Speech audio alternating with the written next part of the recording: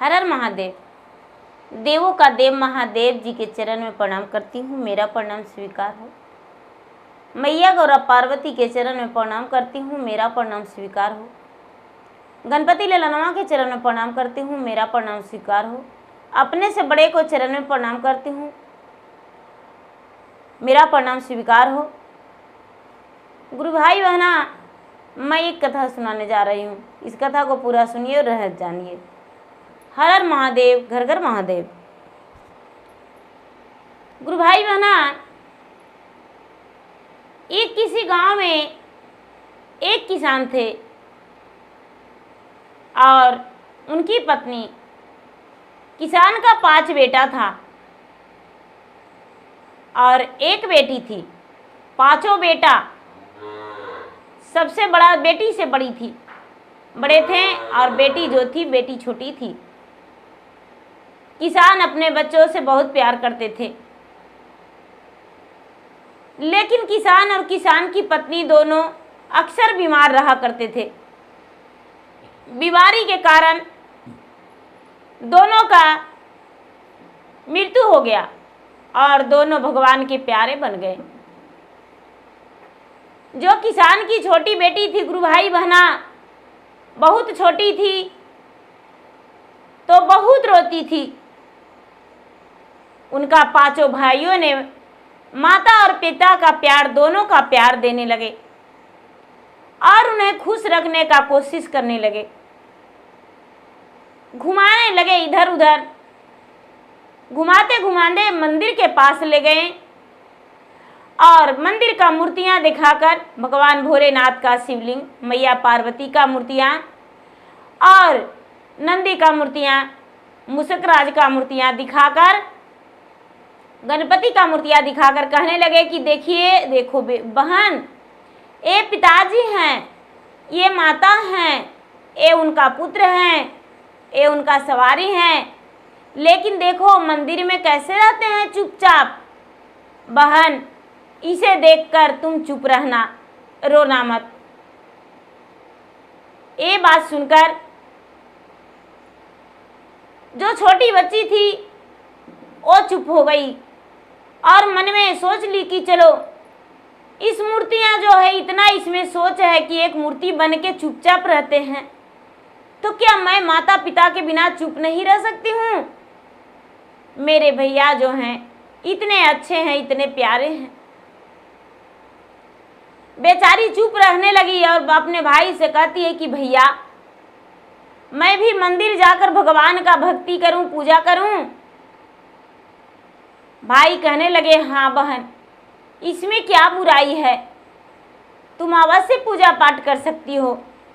पूजा पाठ करो और पूजा पाठ करके उसके बाद स्नान करना, खाना खाना।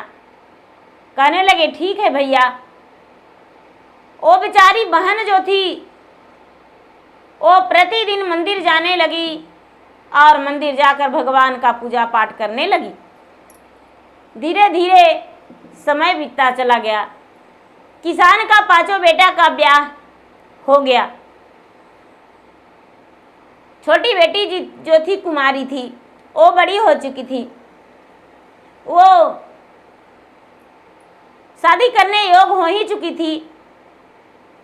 तो 5 भाई कहते हैं कि देखो, हम लोग जो हैं 5 को जो हैं, तो घर पर रहने से क्या फायदा हो रहा है, माता पिता तो हैं नहीं। हम लोग 5 प्रदेश में कमाएंगे, कुछ रुपए लाएंगे और बहन का ब्याह धूमधाम से एक अच्छे घराना में कर देंगे। 5 भाई ने हामी भर दिया और अपने अपने पत्नी को समझा दिया कि देखो, मेरा बहन को अच्छे से रखना, प्यार देना, कभी इसे दुख मत देना और इसे समय से भोजन करा देना, इसे पाठशाला भी जरूरी भेजाना। गुरु भाई बहना, 5 भाभी ने हुकारा भर दी कि हाँ ठीक है, अच्छा है, मैं इनका ख्याल पूरा पूरा रखूंगी। 5 भाई प्रदेश जाने लगे। तो प्रदेश जाने लगे पांचों प्रदेश चले गए। बहन जो थी अपने भाभी के साथ रहने लगी, पूजा पाठ करती थी। तो बड़ी भाभी कहती है थाल छीनकर, पूजा के थाल छीनकर, कि अरे तुम इतनी बड़ी भक्ति हो, पूजा करेगी? नहीं नहीं, पूजा में तुम्हारा सिंदूर तुम लगाती हो भगवान झूठों के पत्थर के, प्रसादी चढ़ाती हो, धूप जलाती हो, दीप जलाती हो, कपूर जलाती हो। ये सब हमें तुम्हें अच्छा नहीं लगता है, हमें पसंद नहीं। ये सब कुछ घर में रख दो, हम नहीं चाहते हैं कि झूठ का खर्च हो। बेचारी किसान की बच्ची जाके भगवान के सामने हाथ जोड़कर कहती है कि भगवान मैं क्या करूं।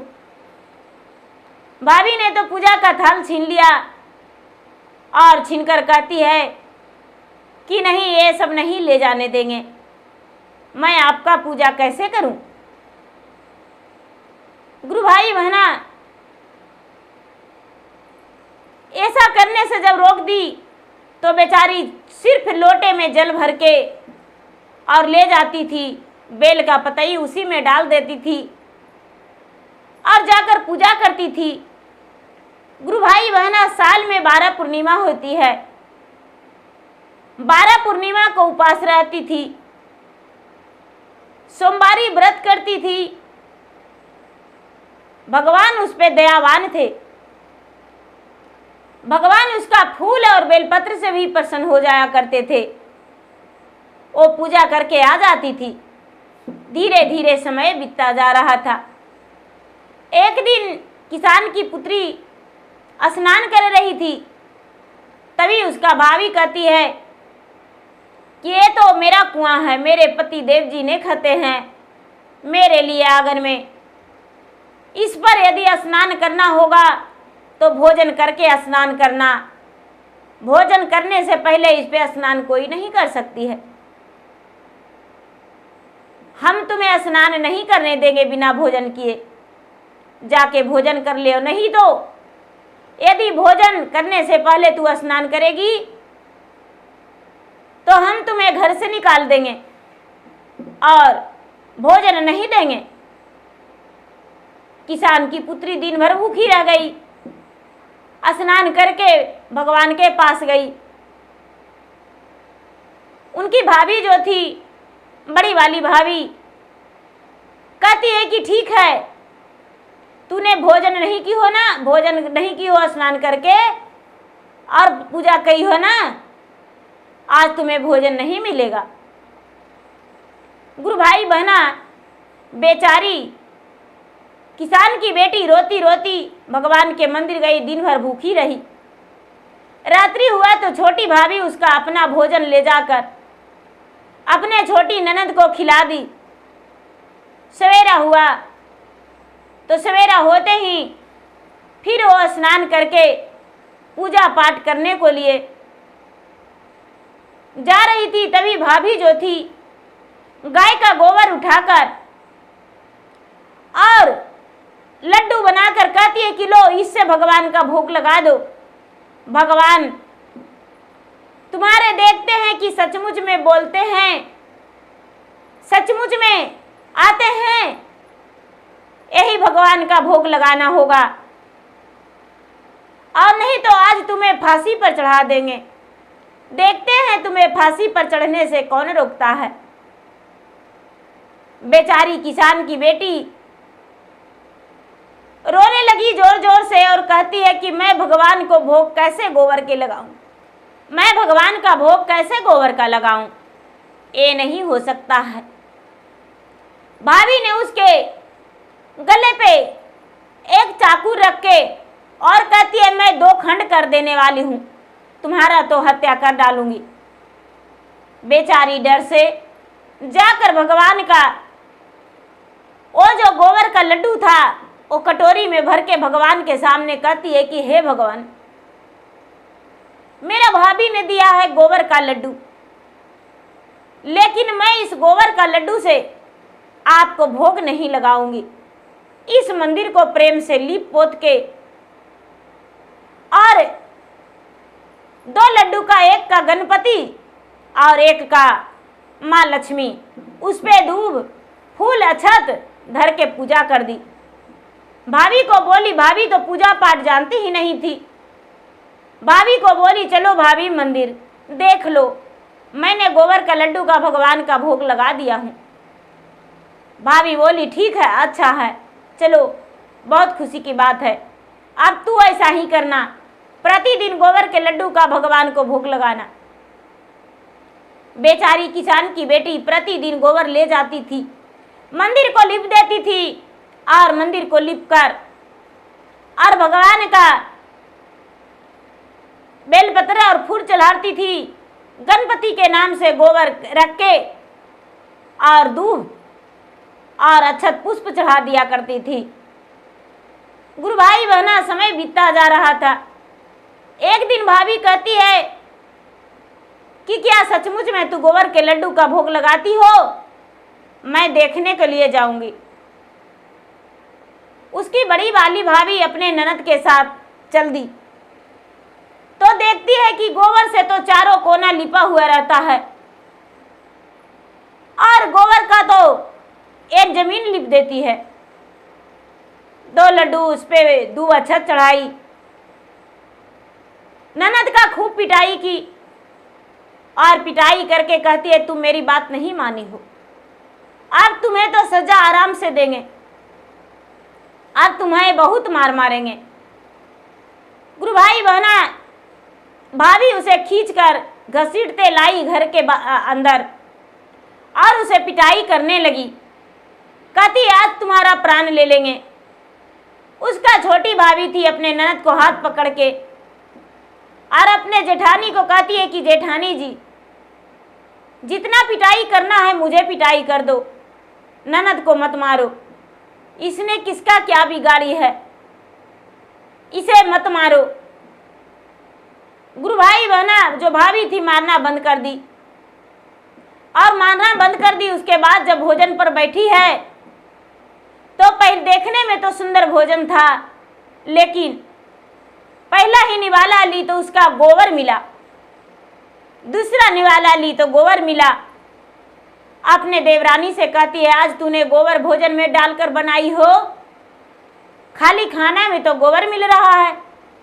देवरानी कहती है, दीदी जी, हम लोग भोजन किए तो ऐसा नहीं लगा, आपको भोजन में आखिर ऐसा क्यों लग रहा है? आप क्यों खाना को दूसरे अपमान कर रहे हैं? कितना सुंदर भोजन है। बड़ी वाली जो किसान की बहू थी, शाम में भी भोजन करने को लिए बैठी तो उसे गोबर ही मिलने लगा। जब भी भोजन करती तो उसे भोजन में सिर्फ गोबर मिल रहा था। उसका देवरानी जो थी वो कहती है कि भगवान का अपमान इन्होंने किया है, इसीलिए इसका भोजन में गोबर मिल रहा है, और कोई बात नहीं।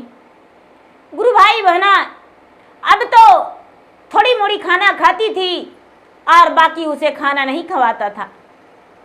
ननद को तो खाना रोक दी थी। ननद ने बेचारी बेल का पतई और बगीचे से फल फूल लेकर तोड़कर खाकर जीवित रह रही थी। अपने भाई का आश्रय जो रही थी कि कब मेरा भैया आएगा।